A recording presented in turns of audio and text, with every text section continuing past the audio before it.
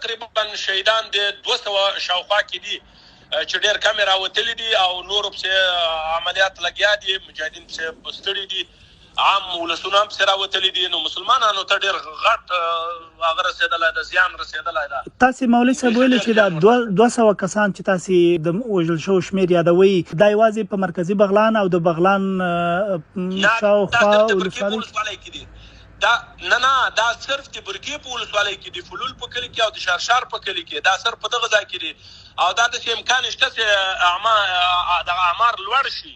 نو داسې زه تخمیني خبره کوم د اوس دپاره چې داسې سیمګي ده چې موږ هلته تقریبا 50-60 انټرنیشنال 4 دانې تیارې چې د دفاع وزارت محترم وزارت نه هلته راغلي وي، دا په عملیاتو بوخت دي.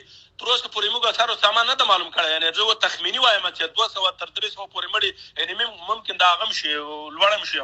او تر اوسه چې راایستل شوي څومره مړي دي، د دې شمېر راته ویلی شي ستاسو په ولایت کې؟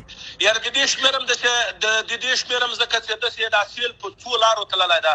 دې خوا ته په تنګي مرچ وتلی ده چې تقریبا دا 50-60 کاله دا سیل دې خوا ته رامات شوی د شکمیش ولسوالۍ د چشممایانو په ساحه باندې تلو.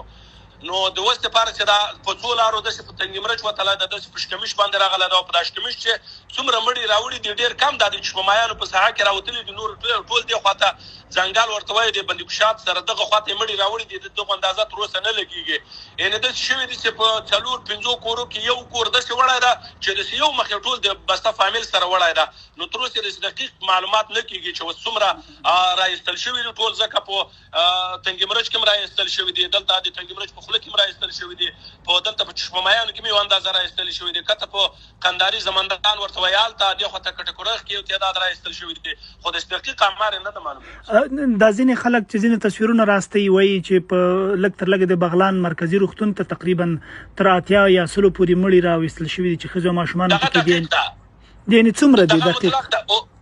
دغه مطلق دقیق ده، دغه دقیق دغومره اندازه په بغلان مرکزي کې دغه دقیق دي. څومره یعنې 80 100 نه د 100 نه راکته دي، د 90 نه پورته د 90 100 80 پورې په دغو خانو کې دي، د 100 نه دي. او دغه خلک چې کورونه ویجاړ شوي، طبیعي ده دوی خو کورونه هم نه لري، دوی دپاره څه ترتیبات په پام کې نیول شوي دي؟ دوی ځینې تصویرونو کې موږ لیدل چې د شپې غونډیو ته ختلي وو، هغه چې بیګا ته بیا شپه پرې راځي او کورونه یې سیلابونه وړي، دوی دپاره خیمې یا د نور څه ترتیب په پام کې نیول شوی؟ الحمدلله دغه دا کسان زه خپله په صحنه کې موجود یم. قماندان صاحب د قل اردو د 219 عمري قل اردو قماندان موجود وو. نو دا خلک په 2 کټګوري تقسیم شو. یو تعداد خلک چې په داخلول کې هغه ساحل چې برک پاتې وو، یا یو تعداد خلک ویل چې مونږ ورسوي دا د مونږ خپلوان دي، دغلته مونږ وخت ورسره تیرو. یو تعداد خلکو چې مکمل دا سرپناه د منځه تللې وه، یغو ته موږ د برکې امنیه قماندانۍ هلته یو 2-3 بابه مکتبونه وو، هغه چې په دغه وخت کې د قندوز محترم والي صاحب تقریبا 80 هغه راولېږلې، د قندوز نه د خیمې راولېږلې، تر 100 پورې کمبلې راولېږلې. او موږ خپله برمشرتابه الحمدلله خبره وکړه چې دغه نه پوره موږ ته هم د قندهار نه د شیخ امرالمؤمنین صاحب حفظه الله اطمینان راکړل شو، او هم د خلیفه صاحب نه چې د اوس لپاره د وزیرانو شورا په دې موضوع باندې ناسته ده چې انشاءالله ډېر زر به مرستې راورسېږي. او ما خپله مهمه دا بلله د خلکو ته مې ویلې چې مهمه موږ تاسو ته نن شپه سبا ورځ سبا شپه ده، دا چې دغه 2 شپې موږ وکولی شو، دا کوم څوک چې زخمیان دي دغه د تلفاتو نه وساتو، نور پاینده کې بیا انشاءالله په موږ باندې یو څه رڼا کېږي.